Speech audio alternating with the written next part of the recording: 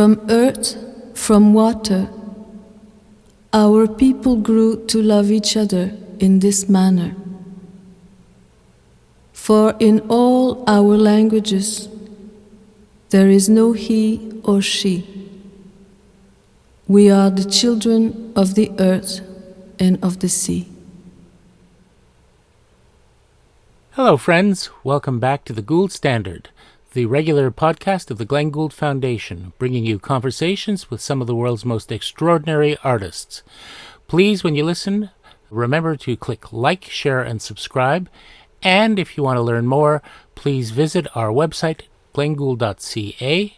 And when you're there, if you are feeling in a particularly generous mood, you can click a donate button and help support the work of the foundation. We would appreciate it very much. Now today we present part 2 of our conversation with Alanis Obomsawin, the great Abenaki filmmaker, musician, and visual artist, laureate of the 13th Glenn Gould Prize, which will be presented to her on October 4th. At the same time, we'll be presenting the world premiere of Seeds, The Art of Alanis Obomsawin, a spectacular sound and light show that will be projected on the 170-foot by 70-foot eastern facade of the Royal Ontario Museum in Toronto before starting on its world tour. It is the work of the brilliant Métis filmmaker and animator Terrell Calder, and we can't wait to share it with you all. When you come for the free admission event, please remember to bring your headphones or your earbuds and your cell phone to enjoy the full experience. Now, today we present part 2 of our conversation with Alanis. In part 1, we talked about her early life, the formative experiences that prepared her for her life as an artist, first as a musician and teller of stories that express the struggles of Indigenous people in Canada and their determination to seek truth, justice, and ultimately reconciliation. Today we talk about Alanis's beginnings as a filmmaker and some of the landmark films that have ensured her position as one of Canada's most important artists. But first we're going to take a little detour. As you may know, the Glenn Gould Prize carries with it a certain obligation for our laureate. We ask them to choose a young artist of outstanding career potential and promise to be the recipient of the Glenn Gould Protégé Prize, and we're delighted that Alanis chose a really wonderful winner, the young Ojibwe filmmaker Victoria Anderson Gardner. So we're going to kick off with a short conversation between Alanis and Victoria. We hope you'll enjoy it, and we'll stay on for the rest of the conversation with Alanis to talk about her own film work.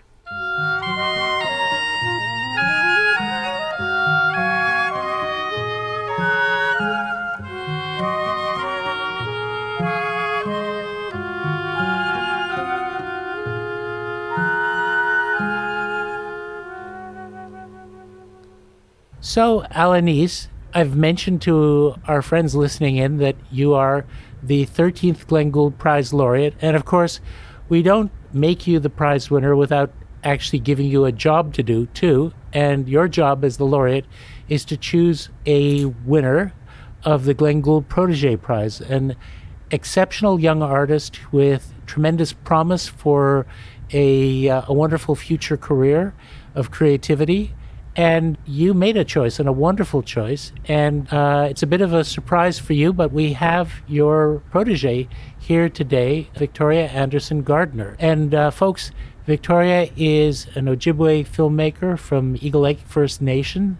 She's coming to us today from Thunder Bay, and it's so great to have the two of you together. Welcome, Victoria. Thank you for having me. This is a really nice surprise. Alanis, well, you did a good job in making the choice, but how did you first become aware of Victoria's work? I was looking for young people making films, and I knew some, and a lot of them I don't know. They're all new, and you wish you could see what they're doing. It's not always possible. So I looked at several films, and when I saw what she did with Nakuset, I was very impressed. Mainly the root of the whole thing for me, as I told you before, the listening for me is the respect you must give to the people you're going to be working with. And this is what I saw that really touched me, Victoria. You were wonderful, and you really listened. This is why I chose you. Victoria, your decision to become a filmmaker, you must have known of Alanis's work. Was it something of an inspiration for you to pursue your own career in film? I would definitely say so. I think seeing just how you captured the stories of the different Indigenous people around Turtle Island inspired me to capture my own family's stories, just because I realized no one was really capturing them. And then it just kind of expanded from there of me capturing my family stories as I wanted to capture more and more people's stories because I found that it helped for other people to understand us as people. Can you tell us a little bit about the films you've made so far and how you received your training in film? Where did you go to school? And was it a positive environment to learn the craft? Actually, I just graduated this year, finally, from Ryerson. I was in the film studies program there. It's like a 4-year program. Took me 6 years, so I took my time with it to really try to get what I could from the whole experience. I personally had a really good experience with Ryerson. It really introduced me to a lot of new people in the film industry. It allowed me to move to Toronto and to really expand my horizons from being from a really small northern community. I think my community of Eagle Lake only has like 500 to 600 members registered with them, so it's a very small community. So going from Eagle Lake to Toronto was a big transition, but it really helped me to find my voice a lot more and be more confident coming back home now. My main films that I've done so far, my big one was my thesis film, which was called The Hurt That Binds Us. And it was documenting my own family stories and our own journey with intergenerational trauma in understanding each other. So I interviewed my grandpa, then I interviewed both of my parents, and then my siblings as well, just to help us better understand each other as a family. And also just for me to understand why things were the way they were. And then my other film that I did is called Mino Wachoni Mitakialo, which was documenting the stories from these youth who were part of the movement against the Dakota Access Pipeline.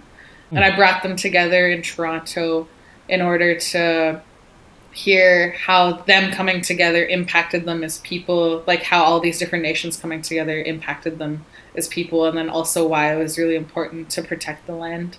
And that one was really like life-changing for me to really see how different nations coming together is super powerful. And then my most recent one was Becoming Nakaset, and that one was having to do with documenting the story of Nakaset, who was taken from her home in Thompson, Manitoba to Montreal through Jewish Family Services, and just the experience she had of reclaiming her Indigenous identity as she got older, and just the importance of Indigenous identity. And what I found very moving about that story, which in some ways is extremely specific to Indigenous people because it talks about the taking of children, the 60s scoop and similar activities that followed into a different culture and this huge gulf between the child and her parents, but also the power of elders, because the grandmother in that family is such a different source of wisdom and inspiration. And I found that part especially moving. I think that's honestly a really huge part of a lot of the work I do, is trying to like connect the generations, because I think it helps us to really understand better who we are as people, but also having that strength and love and support from the elders to help guide us to be able to be these strong people. I think that's really important to have. And I think that this is something that the non-Indigenous Canadian society could actually learn a lot from Indigenous people, which is to continue to turn to elders for, wisdom and respect, connection between past and present, which I think we have a society that's generally very disconnected from history. And in that way, I think Indigenous people can be teachers to all of us. But for people who don't know, can you tell us a little bit about Eagle Lake and where it is and what the community is like? It's an Ojibwe community, right? Yeah, Eagle Lake is located about 400 kilometers northwest of Thunder Bay. And it's very, very small, very quaint. Everyone knows each other. everyone's like my uncle or auntie or cousin. I grew up fishing and just like learning to like live off the land a lot of the time. I grew up with a very loving family. I'm very grateful for all the support that I've received from my community. My community is definitely very uplifting to its members, which I'm really, really happy about. I have to say that Alanis, I feel richer because of your choice, because I learned about Victoria and her films. And I'm hoping that as a result of the prize, which, by the way, you'll be receiving this fall, we always do it a year after the announcement, I've had the chance to discover your work, and I'm going to be following your work. So now, as I'm working my way through the enormous filmography of yours, Alanis, I'll also have more new releases to watch for. What's your next project? Do you have something on the go now? I'm actually the assistant director for a new series for Crave called Thunder Bay. The host for it is Ryan McMahon. The director who we've been working with is Elmaya Tailfeathers. And so I've been working really closely with them to help create this 4-part documentary series. So keep an eye out for it in 2022. 2022.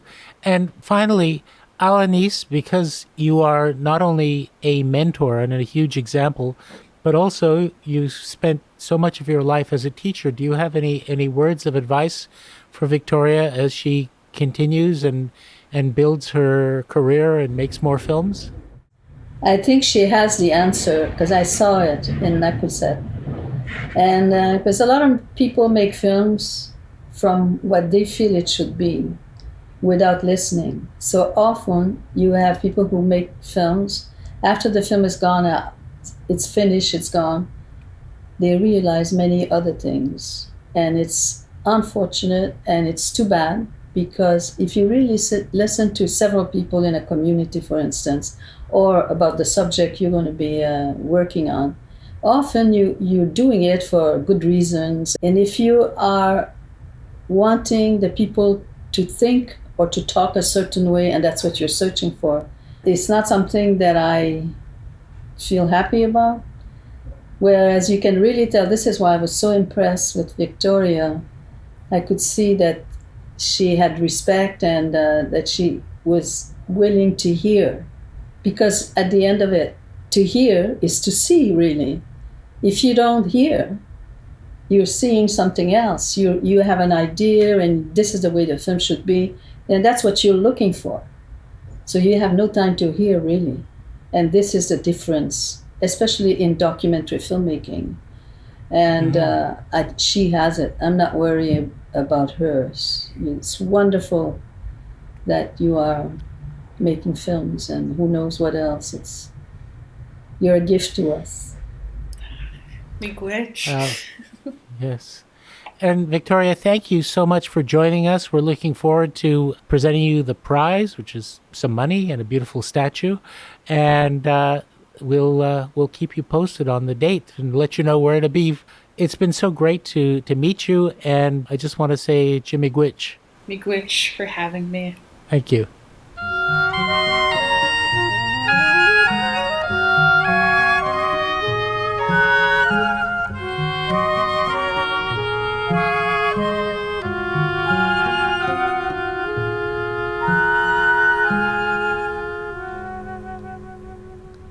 So, Alanis, you've got the educational kits, and then it becomes time for you to make a film of your own. And that breakthrough was Christmas at Moose Factory, which is still such a beautiful, it's so exquisitely beautiful, made up entirely of children's drawings and their voices. And I just have to say, every time I see it, I want to just watch it again 5 times. But it wasn't easy to get made, was it? It took a while for it to get released. Well, that time has nothing to do with this time now, let's say. Oh, that much more respect and much more help than I ever did before. So if I hadn't persist and say, I've got to finish this film, I was never getting the money to finish it. Because I was there in 1967, 68, 69, still no film. And I was doing the sound. I taped the children, and I was living in the residence of the residential school with the children. Wow. And I was with them all the time. And I told them so many stories. And during the day, I would go to the school out of this building, I did all the classroom, and I would tell stories to the kids, and they were used to me, and I was playing with them in a creation time. And so then that's how I said to the children, it's your turn to tell me stories. So they were so used to me, and, there was no problem. And this is how I made the film. And it's such a strange thing that I think you said in an interview that I read that you literally had to find the money yourself to make that film. It wasn't on an NFB budget. And this is not such an expensive film. It's a short film. You didn't have to bring a lot of cameras and lights and so on, because it's really, the images are still photographs of the children and their artwork. Yeah, the first films that I made at the board, I had to go and collect money, find money, and the board would match what I would get. That's how it was. So it was very, very difficult to finish something, or because then you have so much money, and then you got to continue begging again because you're shooting again. And it is, it's very expensive. We were shooting 16 by this time. Yes. And I want to say to people, if you want to do something and it's right in your heart and in your mind, it's honest, you're looking for justice, nobody can stop you. If you have that in your heart and in your head, I must do this, these are the reasons, I've got to do it. It's something better for justice, something better for our people. So, that was really pushing me. I don't have to do that now, but that's the way it was then. Yeah. It seems like a very strange time that my feeling about my image of the NFB during the time when I was a kid going to school is a bunch of very Anglo-influenced elderly men from an upper-class stratum of society with a grand vision of a Canadian culture, and very, very male and very hierarchical. And suddenly you're there. So the very fact that you were invited to be there, even if it wasn't on equal terms, suggests to me that they were feeling a need for a change. They just didn't know how to go about doing it. And perhaps the way that change was coming about through you was something that they really weren't prepared for, and it took them a while to adjust. Yeah, about right. I think, at the same time where all these terrible things happens and it's hard and all kinds of things, there's injustice, there's racism, it's all there. And at that time, it was really a man's world in filmmaking. I didn't understand. Whenever I was put down, I always thought that's because I'm Indigenous. But often the fact that I was a woman was not helping. I realized that being a woman was quite a difficult time. But at the same time, they were good people who helped me out. And it's like that all my life. Sometimes people did terrible things to me, and at the same time, the same people did good things to me. I want to make sure that you know that I adore the film board. With all its problems at times, I think that the film board is really the voice of the country. And what the film board has done, long before I was there, is all very important. It's amazing, the history of the film board. Mm-hmm. And that still today, it's there with more modern ways of thinking, more modern time. And they're still helping a lot of people, and they don't have to run around like I did, go get the money or we don't give you anything. It's not like that now. Yes, I am very thankful also that I lived this long to see the difference. Yes. It's very different now. What we're going through now has nothing to do with what I went through at the beginning. I think a lot of the reason it doesn't exist, frankly, is because of you, and because you kept pushing for change, mostly in the form of having the freedom to do your own work without interference. And if you look at the filmography, for example, your first feature film, Mother of Many Children, in 1977, you're portraying the lives of Indigenous women from many generations and different nations. And I still am so moved by the conversation that you had with Agata Maria Gudin, who was 108 when you spoke with her. And it looked like you had a really amazing conversation. Can you remember the experience of sitting down with someone with that much history captured in their life? Yes. To make that film, I went through hell for a lot of reasons. I had to collect money again. And because I wanted to do a film not just about one woman, because it was a woman's year in 1975, and they were all saying, oh, it's going to be the woman's year. And I was invited in Ottawa to have lunch with 5 Indigenous women who were working in different departments, some at Indian Affairs and some not, the Secretary of State or places. And he said, oh, you have to make a film. It's going to be the woman's year. And some of them was saying, oh, you should make a film about a woman who's very well known. And I said, no, if I touch her, I would, because it's the woman's year, I want as many women as possible to be in it. And I would start with life, when life starts, to the end, through as many women as possible, which means traveling to a lot of places. Otherwise, I said, I'm not interested. So they said, okay, that's okay. And every one of them said, oh, in my department, there's going to be money for Indian people to do things, and we're going to make sure you get money from this. 5 women. I was going to get money from the 5 department. The time comes, and I go back to Ottawa, and I go to all these places. Oh, so sorry. All the money is gone. You've given all the money. My department, there's nothing. And I remember coming back, I thought, this is going to be so hard to do because I want to go to so many places. I'm going to need so much money. I'm going to have to go in begging for money. I'm not doing this. So I came back to Montreal by bus. And I remember the next morning, I wake up and I'm washing my face and putting makeup on. And I was so mad at myself. I was humiliated that I thought that way, that I decided not to make the film. Since when you're going to give up before starting? And I'm talking to myself, really giving myself a hard time. So I took another bus, went back to Ottawa, went to Indian Affairs, went to many departments. All I all said, there's no money, there's no money.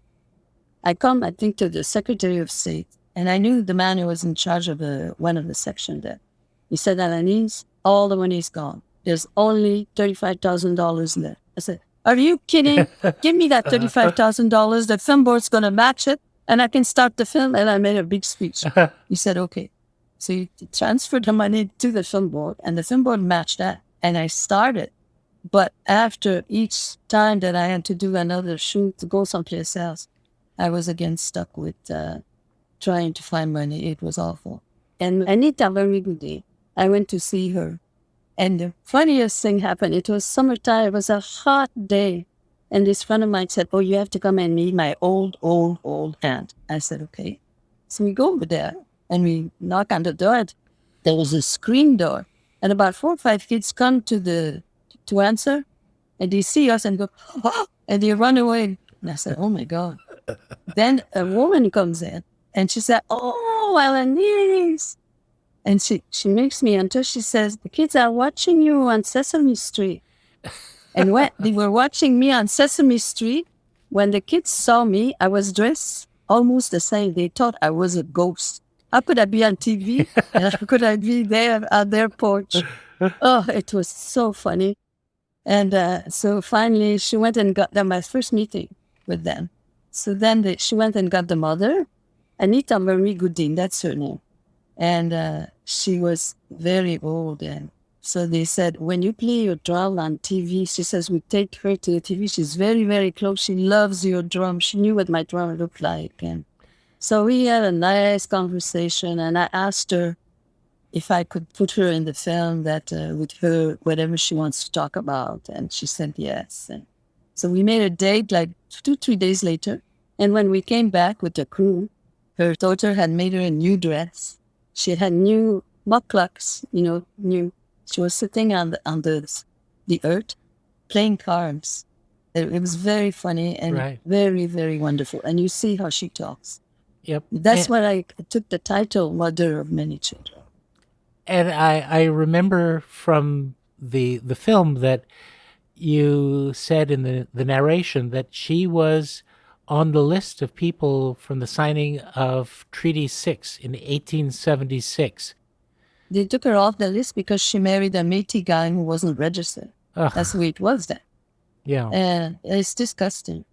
She was so beautiful. But a real poet, when she says now, oh, it used to be so nice in the old days. You could hear the birds singing. and the little animals. I love the way she says that.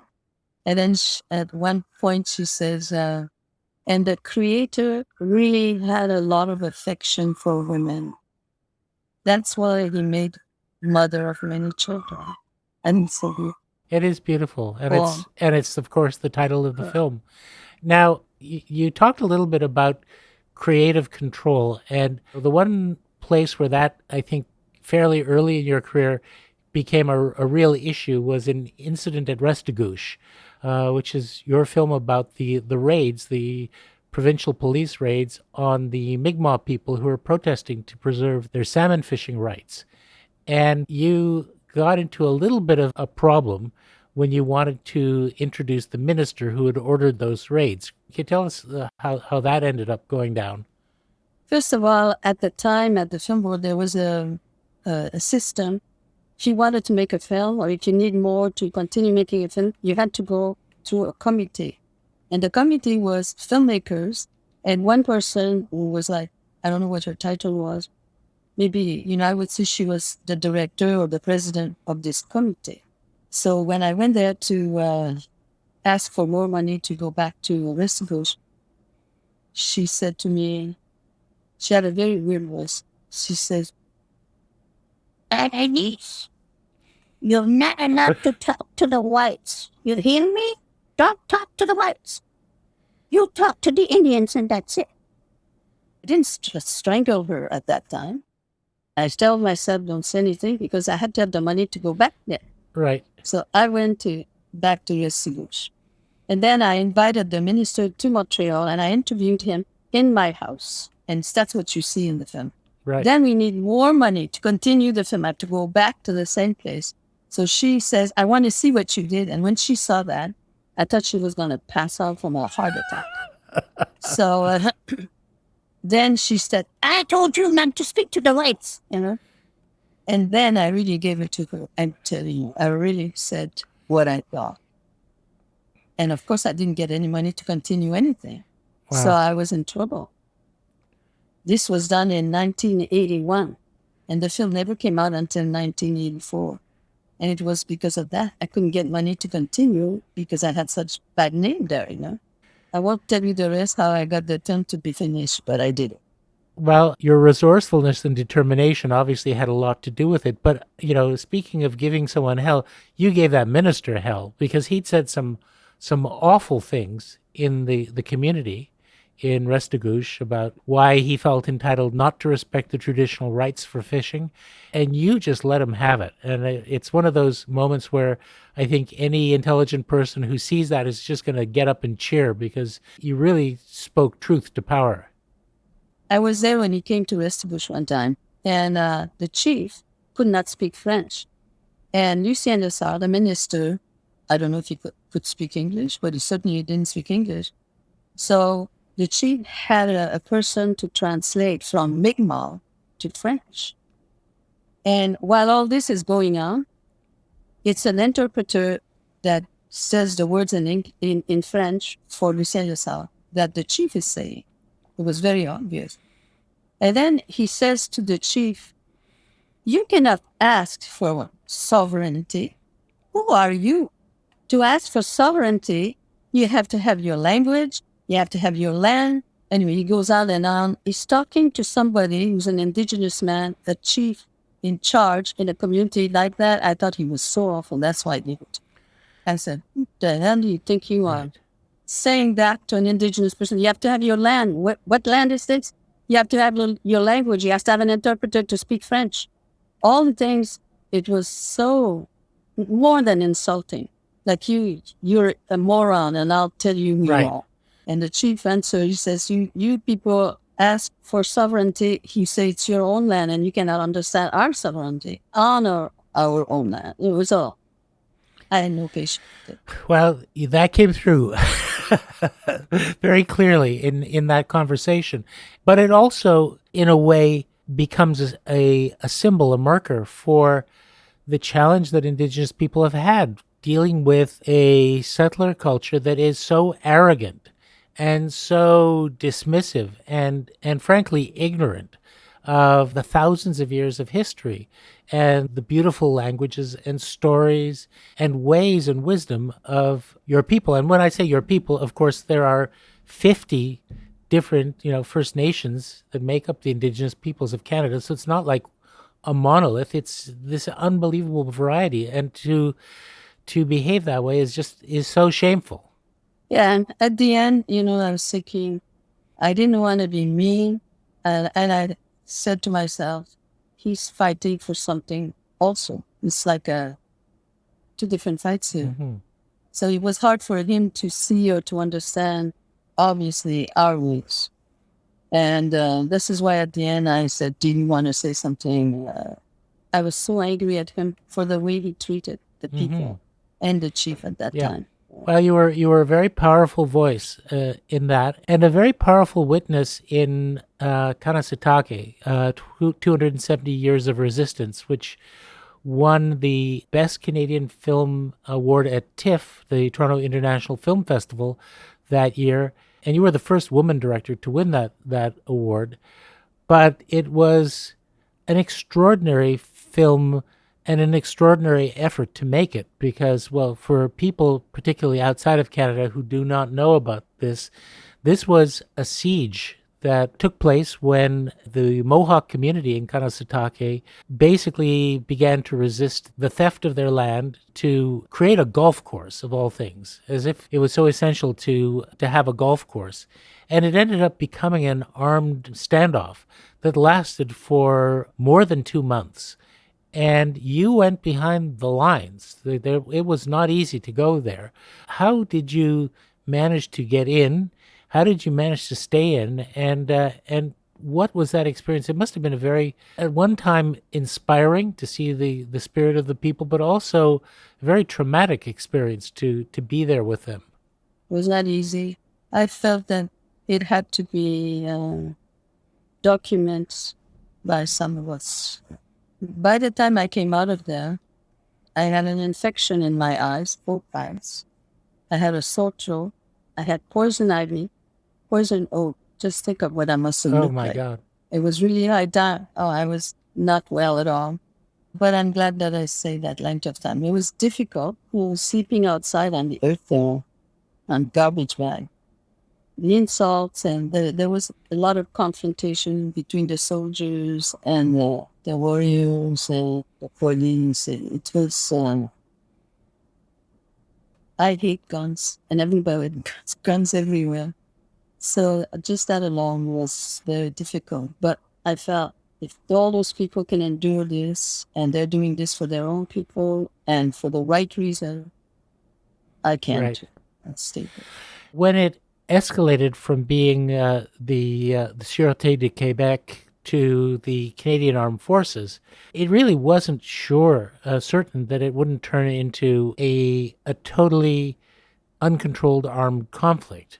So you really were taking a chance with your life. And I mean, the NFP must have been incredibly worried for your safety. Your family and friends must have been worried for your safety. Were you concerned that you might not come out of there alive? The film board tried to get me out. Every weekend they'd say, you have to come out, you have to come out. And I refused, I wouldn't come out. And I only came out when the traditional chiefs inside told me they were leaving that day, like the next day or so. I thought, oh, I'm getting out of here before you, because I had all stock of films that I had done and sound, and I knew if I go out with them, it'll be confiscated. And I was right. It was very nerve-wracking because people were saying there were messages to the warriors, if you don't come out, we'll get you out. And there was a helicopter constantly hovering over where they were and not moving, just watching. So, it was really wartime. So, of course, I was worried. I said, if there's a warrior or a soldier that shoots, or a police officer who finish, they're going to start shooting each Right. other, and they're going to say, I'm not going to shoot this one or that one. Everybody's going to be in it. And that's what we were all afraid of. But who saved this not to happen? It is the traditional people, traditional chiefs who came there and appease the warriors. The warriors are ready to shoot, or the soldiers, and really talk to them about the values. Why did our people get killed? And all these years, many generations of people have died for the land, for the future generation. Always talking about that. And they were so wonderful. And they had ceremonies in the back there. And you could feel the change after with the warriors. It was very different. You could almost feel it in the air. And their language changed. And this is how they burned their guns before coming out. And they were at peace, Yeah.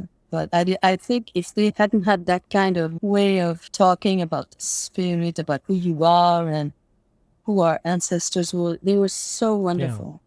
This is how there was no shooting. And the film itself really does capture the unfolding events. It really makes you feel as though you're there seeing these things as they happen, and it has this extraordinary ability to make you feel like you don't know what's going to happen next. You don't know whether something really terrible is going to happen at any moment. And of course, the denouement is in some ways very, very sad. But yet there's also the fact that there was this awakening that came from the resistance. So, it's a very complex film and very, very nuanced in that way. And I think it did a lot to help people on the other side of that border to understand what was at stake. There are a couple of your other films that I wanted to chat about. One, of course, which was, I thought, especially heartbreaking for me and anyone who sees it, and that's your 1986 film, Richard Cardinal, The Cry from the Diary of a Métis Child. That is, in some ways, very hard to watch because it's about a boy who killed himself and trying to piece together the story that went into that awful event.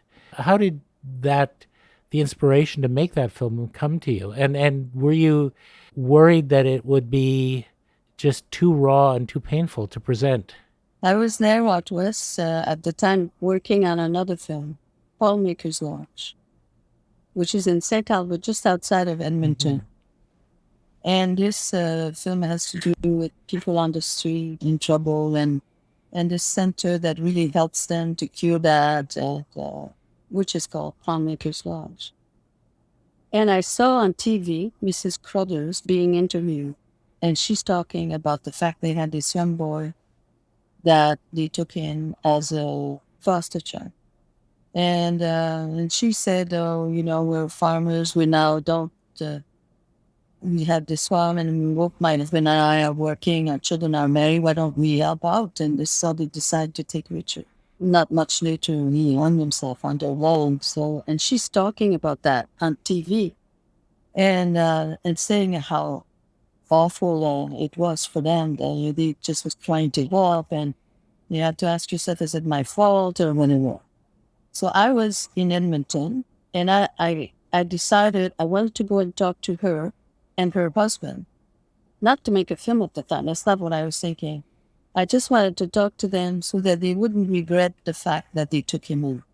Obviously, they had no idea about the history and all what was happening with a lot of young people.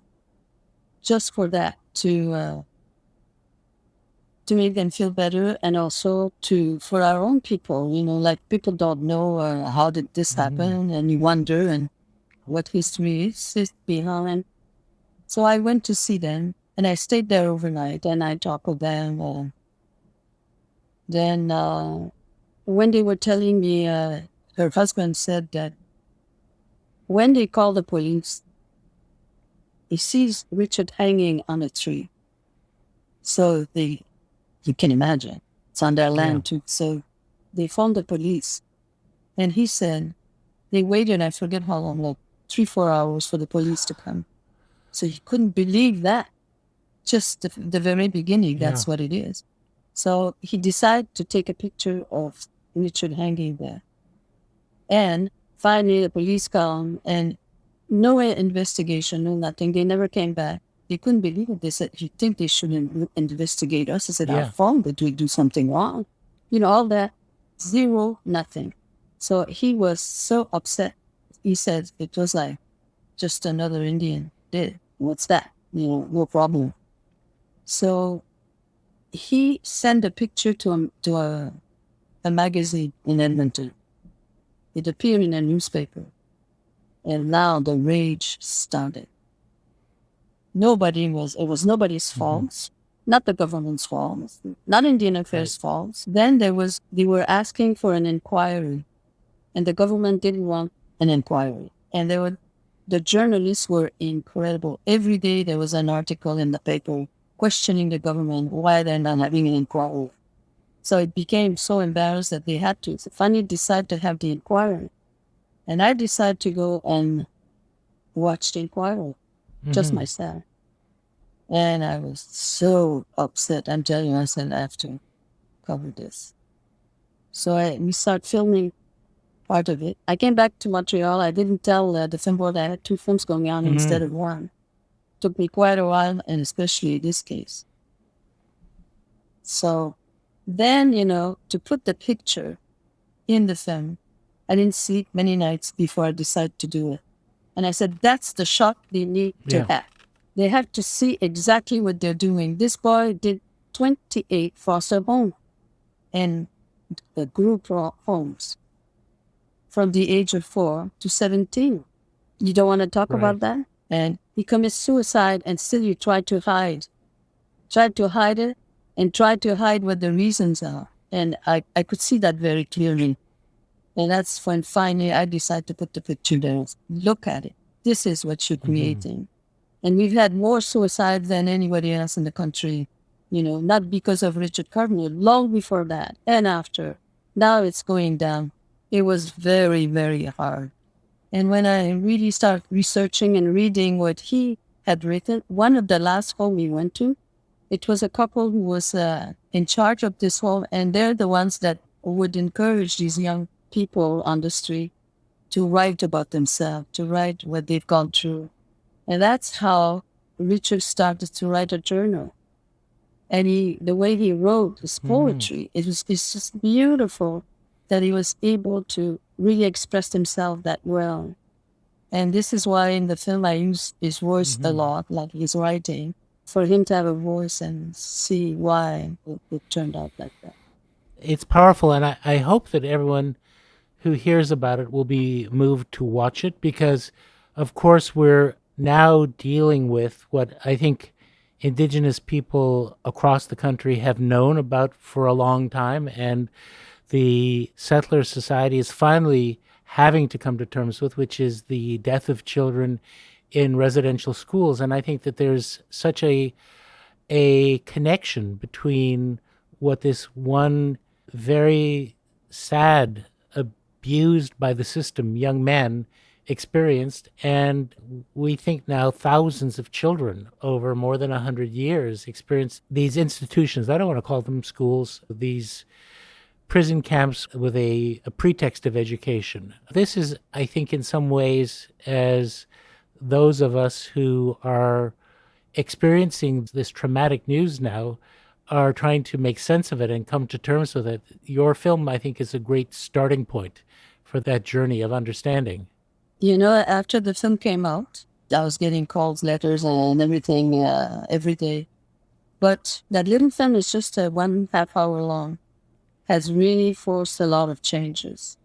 For instance, apparently, then, I haven't checked lately, but each province has its own law in terms of the rights of children. And that's when they changed the one in Alberta. Previously, when there's trouble in the community, a social worker would come, a white social worker who worked for the government, and would remove the children. Even when they talk about the 60s swoop, it's a bus that would come and take all the children away. And the parents never knew where they were, and a lot of them, they were adopted out or gone to another country, and it's a terrible story. So what they did at that time, some Indigenous people wanted to adopt. Let's say there's a troubled family on a reserve, and it's, you don't have to go through this. It could be because of liquor, or because of abuse. So then the social worker would come, remove the child, and place it in a town somewhere. No Indigenous people ever qualified to take in the children. A lot of them would want to, and the social worker would say, "Oh, where is he going to sleep? Do you work?" And asking all those questions that sometimes were not satisfying the person. So they were never could take in Indigenous Right. children. So they were always moved to the town or to other.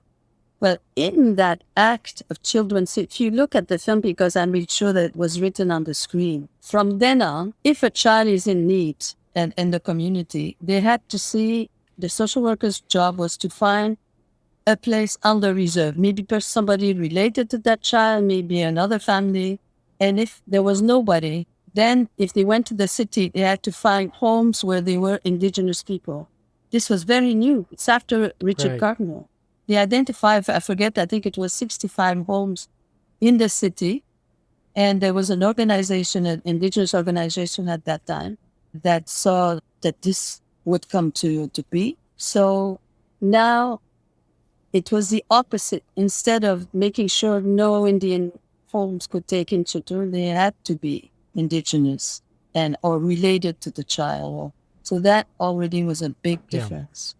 Richard never got a chance to go to an Indigenous home to Right. stay or to be received. And it's not as though, and I think this comes through in the film very clearly, it's not as though all of those placements were awful or they were awful people. The family that you spent time with, his last family, seemed like very warm and caring people who only wanted to do the right thing for him. And I think it really tormented them that he ended up taking his own life. It was really difficult, and I worked before with a lot of people on the street here. I made another film. It's called No Yeah. Address, and it's funny. I still say it today for people who are interested in documentary filmmaking. It is so important, and it's so strong, and how it can affect change, and how you can really help out. Like, it's a family, it's a society, it's a country. It's for everybody. I'm so passionate with it. I'm still Yeah, working. I know you are. I'm going to be 89. It's I'm 89. gonna be 89. You're just a couple of weeks away from turning 89, and you're working on, is it film number 53 now, or is it 54? It's more than that. I have 53 done. I'm working on 8 films. They're all short films. 4 are finished, 4 more to That's finish. incredible. That's incredible. I know we don't have too much more time, but there are at least one other film that I wanted to ask you about, because to me it seems like a bit of an outlier. It's a little different from your other films. It's not dealing with an Indigenous subject at all. It's your film about Dr. Norman Cornett at McGill University. And he was this very popular professor who had very unusual methods of teaching. And one day the axe fell and he was gone. What led you to be interested in Norman and his story? Well, at first it wasn't me. It was producers from the film board that knew about him, and they were discussing about making a film, and they felt that I should direct it, because I had to do with education, and I'm always preaching about education. And so I went to meet Dr. Cornett. I also went to some of his students and people, and I was very, very impressed of the way he was teaching.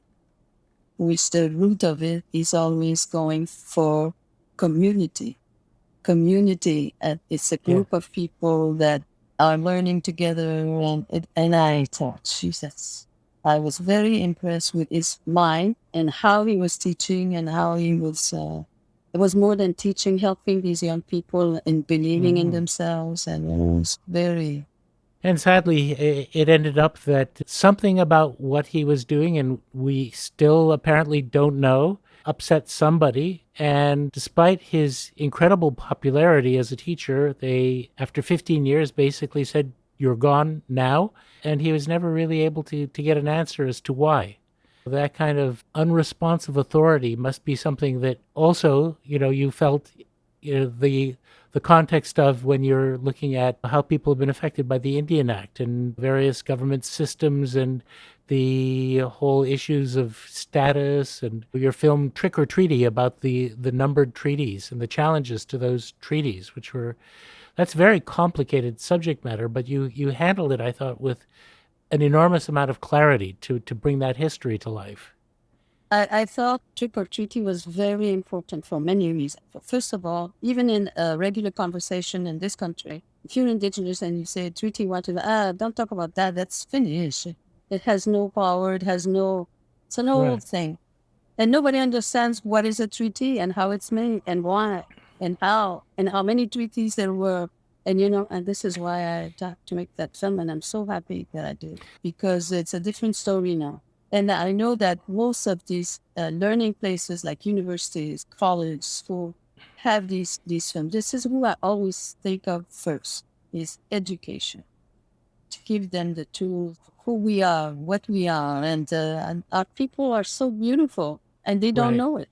And this is something that impresses me so deeply about your work, is that one of the things that I've always felt very passionately is all human beings are of equal value. I mean, I think that that's an easy statement to make, but if you think about the way our society works, it's not the way we live. We don't treat people as having equal value, and it actually is a very profound concept politically and socially, to actually, what would it be like if we really behaved as though everyone had equal value in society, regardless of how much money they have or what profession they have. They came into the world the same way. They are going to leave the world the same way. That means that if you see someone on the street who is living in a very unfortunate circumstance, and the people that we tend to ignore and to pretend aren't there or that they don't exist, but you don't do that. No. And often, people say, oh, what, I give lots of lectures and master classes and stuff. And often people say, what can I do? What can we do to help? Everybody can do something. One thing very simple. When you're walking on the street and you see a couple of indigenous people, they may be drunk, or maybe they're sitting on the sidewalk, or Inuit people, and instead of going across the street because you don't want to look at that and you feel it's disgusting, because that's what a lot of people do. If you could just try to meet the eyes of that person has a life just like you, and you have to respect that. Just the way you look at them, either you make them feel worse. Why can't you make them feel good, that realize they're important, they're a person, they're human? Just that alone, you might do something really great for that person that day. You can start by that. Recognizing and respecting life. Life is sacred. It's sacred for all. And that person who is in the lowest place, or maybe vomiting at the sidewalk, deserve that you respect that person. It would go such a long way, is just acknowledge the humanity of other human beings, no matter what. That actually leads me to a couple of other things, which is the way you've dealt with very painful subject matter. And I think now, I mean, one of the things of yours that has also inspired me is your record Bush Lady, which I think captures in a very short time such a range of both history and experience and injustice and the culture and the values of your people. It's really such a moving artistic expression and a document. How did you come to make that record? I made it a very long time ago, I think in the 60s sometime. And mainly because there was so much violence towards our women all across the country. In communities, outside of community, it was just terrible. And it was so painful. And I myself did not disappear, and I could tell you it's probably a miracle, because I came close very many times. And this is how I decided to write this song, to tell people this story that we're still living. But I've seen many changes since then. There's a lot of good people that across everywhere and across the country that want to see, I think, justice to our people and are aware now of what do you mean by the missing woman. And so I think more and more, instead of saying, oh, it's just another squaw, like I heard that. Squaw is a very beautiful name. It means woman. But the stranger used the word to express a different meaning, which their meaning is, you lay down, I'm going to do it to you, shut up, you're lucky that I won't say the word, but it's just awful. So these are the reason I want to bring respect to the killed and missing woman. It's a shattering musical experience, and the good luck for us is that people can still get it, and it will be something that you cherish if you get it on plastic. It's actually in a really beautiful edition with lovely artwork by you, wonderful program notes, so I highly recommend it. I just mentioned something which we haven't talked about yet, but I want to because it's also been inspiring us at the foundation, and that is your visual art, your etchings and engravings and the beautiful prints that you've made from those. When did you start making pictures like that? And how did you come across that medium as the way you wanted to express yourself? In 1990, when I came out of Ganesatake, I went back to that. And about maybe 15 years before I had started, but not as professionally or not as hard as I was working then. I went to a studio here, which is called Evelyn Dufour, a center to go and do prints. And it was from a friend who went there who introduced me to her, and that was Bob Bell. And so I started going there and doing my pictures, but instead of doing mono prints, which at that time I was doing it with paint on glass, now I was engraving on a pewter or copper. And they really taught me how to do it, and it was just fantastic. I went to that studio for several years, and it's a woman and her mother, they both great artists, and taught me how to do it and encouraged me, and that's how. And now I could do as many prints as I want on one image that I had engraved. And I started to be very interested in handmade paper also. It's very exciting and you have to engrave, and it's thousands of lines. And many of my friends, they say, oh my God, it's so boring. I wouldn't want to do that. I don't feel that way because when I start something, I know where I'm going, and I get more and more into the story. And I don't find it long. I love the movement of it. I love doing it. One time I went to India. I was on a plane for 26 hours nonstop, and I brought a plate, and I engraved all those hours. I wasn't finished after 26 hours. Today I couldn't do that because they don't allow you to take in metal And after the plate is etched, you have to put it in an acid bath, right? Not necessarily. If you want to have another texture, you do put it in acid. But you can print without doing that. But you have a different look, because when you put it in the acid, it gives you another background that is quite different. And that's also wonderful to learn. All those ways of giving a certain allure to. And in your prints, the ones that I especially love are the ones with mothers and children and the ones with animals. And of course, my favorite animal, and I think probably he's your favorite animal too, is the green horse. And if you wouldn't mind sharing the story of the green horse and how he came into your life through your dreams, that would be fantastic. It's a dream I had. When I was a child and I was being very badly treated and beaten and all those things, when I was going to sleep every night, and sometimes if I was punished, I had to go to bed. When my eyes was closed, I was sleeping, I was in another world. I was so happy. And always with animals. And the animals I had in my dream, they never looked like the ones we know. I called them horses, but they didn't look exactly like a horse you see in life. And they talked and they helped me and they protected me all my young life. The green horse came to me later when I was an adult, really. Well, he wasn't friendly right off the bat. He was chasing you, no? No, he was chasing me, making me very angry. And and he'd grab me, and then I'd have to fight to get away from him. Until one time, I ran, and he's running after me. So I run into a house, and I know you guys are going to analyze me. No, we don't do that. I run into the house, but very quietly. Why? Because there's a man sleeping there. And if he knows I'm there, he's going to rape me. So, psychiatrists say, well, why'd you run there? Yeah. More like I don't know why. I can't explain it.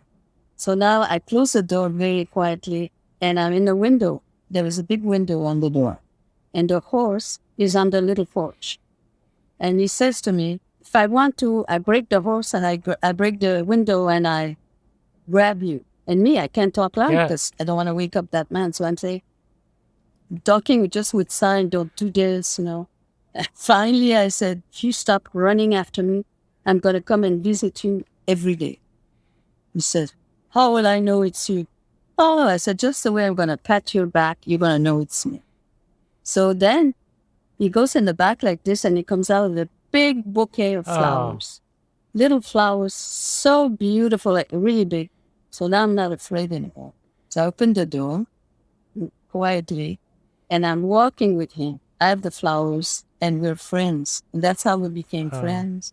And I would see him every day and it was very nice. And the green horse is going to be in one of your upcoming films. And that actually creates an interesting connection to us because it involves a wonderful, actually brilliant animator, Terrell Calder. She's going to help bring the green horse to life, right? Yeah. I can't wait to see that.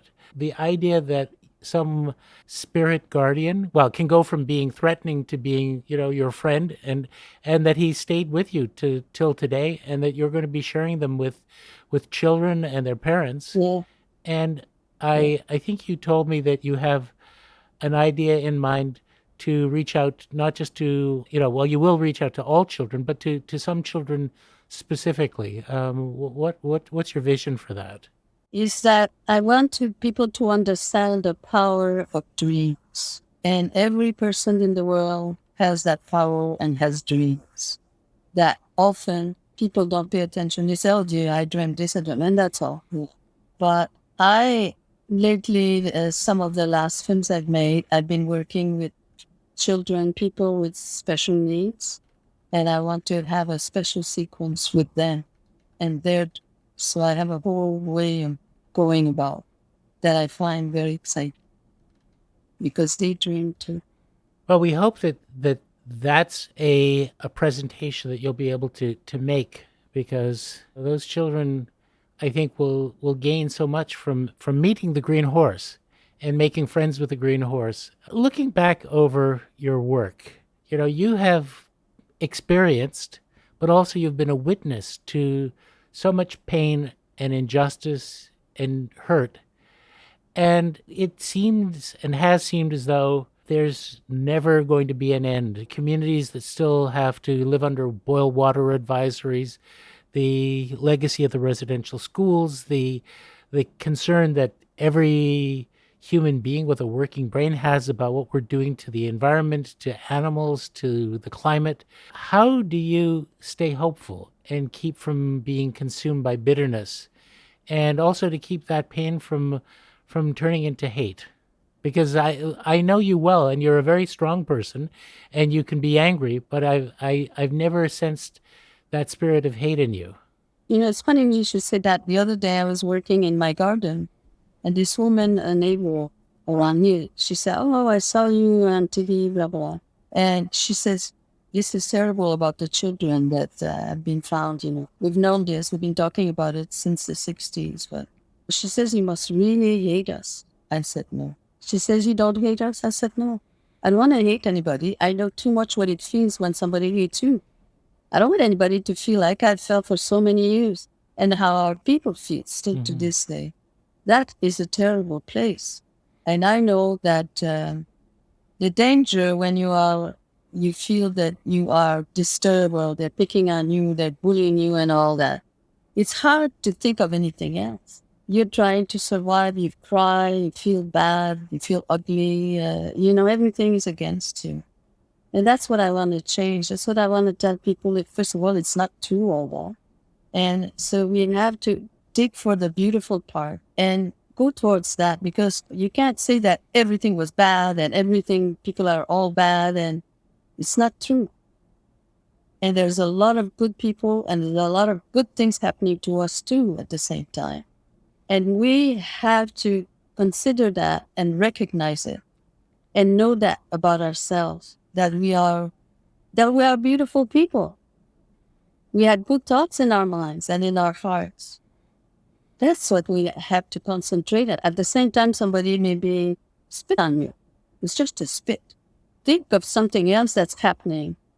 Think of how poor that person who did this is, much more than Right. you. So it's very dangerous when we feel bad about something. You diminish everything about yourself. That's what we have to fight back, because that's hate. I don't want to be identified with hate anywhere. I don't want to hate anybody. I don't care what they do to me. I'm not going to hate. And I'm going to make sure that I'm going to produce love someplace, somehow, for myself and for whoever is around me.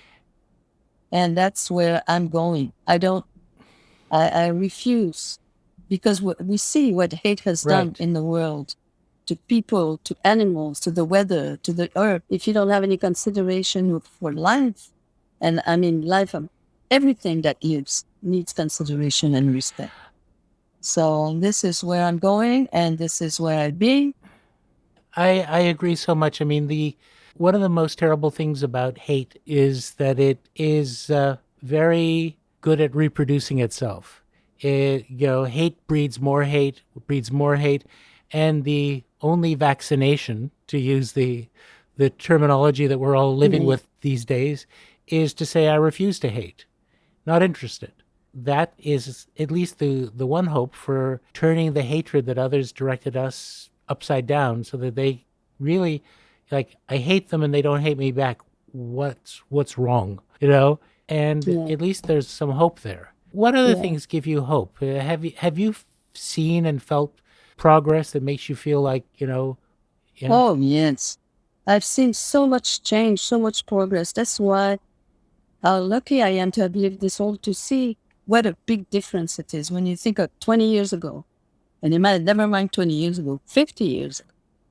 You couldn't go outside, you could hear maudite sauvages, that's the way it was. Not like that today. The same people who did very bad things are very different today. I'm not saying everybody, but certainly a lot of them. I'm very touched as I travel and I see the way people talk and the way people are concerned. And there's a big change everywhere, in everything. And in government agencies and in its institution, it's Right, very different. There's no place for right. hate. They've taken too much place, and it's made so many people so sick. And of course, you're now surrounded by artists who have not only followed your example, but also in visual art. And of course, we've seen so much growth in the recognition and confidence, not only of the Abenaki people, but the Ojibwe, the Cree, the First Nations from across the country, the Inuit, the Métis, finally. And it's not all well and good yet, and of course, I understand the frustration that it's taking too long and has taken too long.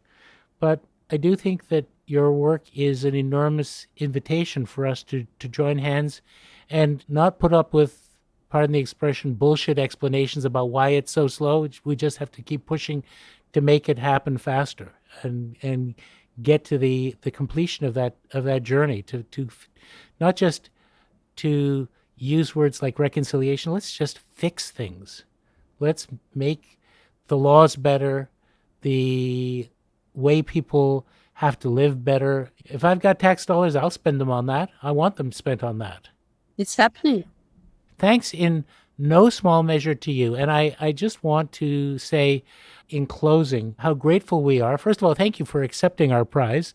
I should say to people that we have, and you know this, that we have a lot planned. We're going to take your beautiful etchings, engravings, and blow them up, not quite a mile high, but very large, in a wonderful show that you and Terrell Calder, our animator friend, are creating, called Seeds, the art of Alanis Obomsawin, that is going to premiere in October at the Royal Ontario Museum. And it will actually be 75 feet, 170 feet wide by 75 feet high.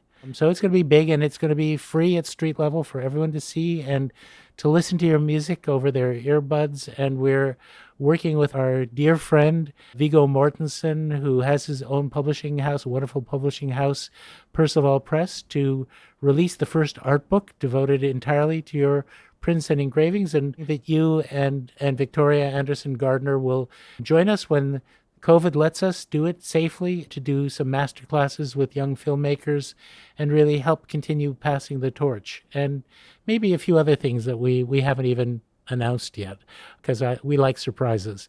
But I just want to thank you, and also just to express gratitude. Your films have really made big changes for me in my life. They've been an inspiration. They've also been an example of what is possible to your people. And the best news of all is everyone who listens to this, I know you're going to want to see Alanis's films, and you can see them anytime you want to in beautiful high-resolution video and good sound by going to the National Film Board website. They're all there. You just click on them and you can watch them. And the only risk that you face is you may want to watch all 53 one after another, in which case you might have malnutrition problems.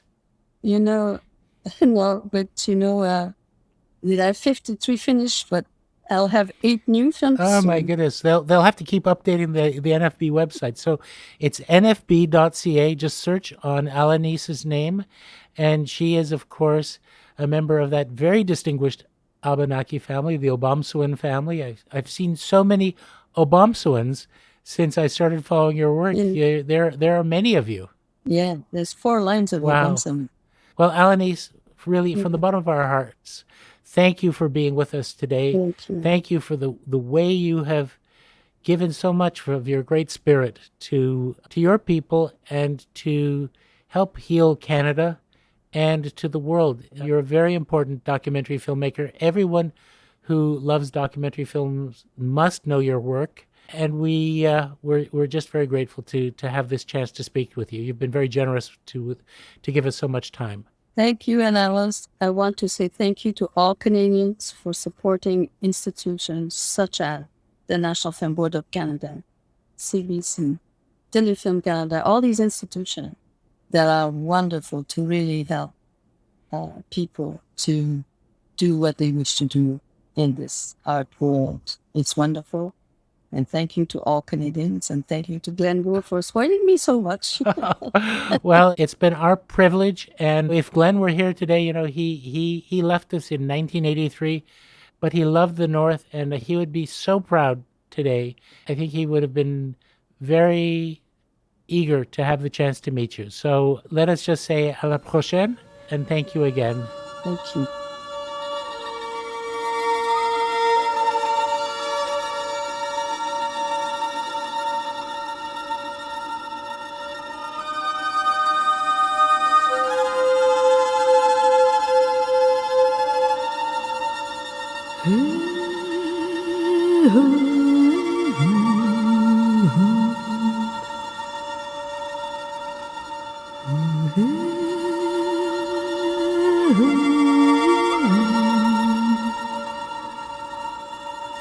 Bush lady,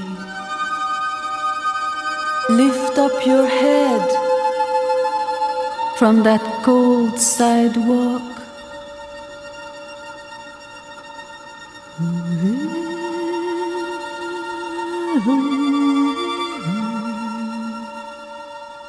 Hi, Olivia. Hey, Brian. How are you? Well, I'm great. I have to say, no matter what mood you're in, a conversation with Alanis is really a tonic to the spirit. Her courage, her determination, but also just the positive energy and the love that she exudes, it just can't help but inspire you. Yeah, she certainly is a pick-me-up, and we actually had the privilege of meeting her in person at TIFF this fall, and she is just a firecracker, isn't she? She is. It's amazing that with 53 films already under her belt, and at the age of 89, she's now at work on 8 more. I count them 8. It's pretty incredible. And, for those who caught the reference in the conversation, a lot of Canadians first encountered Alanis during the heyday of the Canadian version of Sesame Street, which started, I think its precursors were in the 70s, but it continued on under the name Sesame Park from 1996 until 2002, and she was a regular on that show as a singer, so yet another one of her indelible contributions to Canadian culture. Absolutely. I'd love to go back and watch those clips, actually, because as you know, Alanis loves children and she's so wonderful with them. I can only imagine how captivating she'd be on such a program. Well, that sounds like a great archival project. As we mentioned at the top, we are about to present the $100,000 Glenn Gould Prize to Alanis, and we have a special event that will be happening at the same time. Could you please remind our listeners of the details? Absolutely. We have been working very hard here over at the Glenn Gould Foundation to present Seeds, the Art of Alanis Obomsawin. This is an outdoor sound and light show at the Royal Ontario Museum from October 4th until the 17th. It begins every night at 8 p.m. until 10 p.m., and there's a couple of showings each night, so you can catch it anytime you are able to. The film itself is by Métis animator Terrell Calder. She is just such a pleasure to work with, so talented, and the film itself is incredibly moving and powerful and celebrates the visual art and music of Alanis. So if you are in Toronto, we encourage you to come. It is free to the public. Please bring your earbuds and your cell phone to experience the full soundscape of Seeds. It really is a marvel, and we'd love for you to see it. And it screens every evening from October 4th to 17th, as Olivia said, between 8 p.m. and 10 p.m., 3 times an hour. So you can choose a time that suits your convenience. And as they say in the infomercial, but wait, there's more, because also, as part of our celebration of Alanis, we will be releasing in partnership with Percival Press, the wonderful art book publisher run by Viggo Mortensen, the first ever book devoted to Alanis's visual art. It's called Dream Visions, the Art of Alanis Obomsawin, and it is coming soon to a fine bookseller near you. Yes, and you will absolutely love it. So please stay tuned for more release details on the book. And to always check in and get the latest news, just remember all of our social media feeds and glenngould.ca. Absolutely. You've got it, Brian. Please keep up with us. We've got lots going on, and we would love for you to join us on the ride. Thank you so much, and we'll talk to you again soon. Thanks, folks.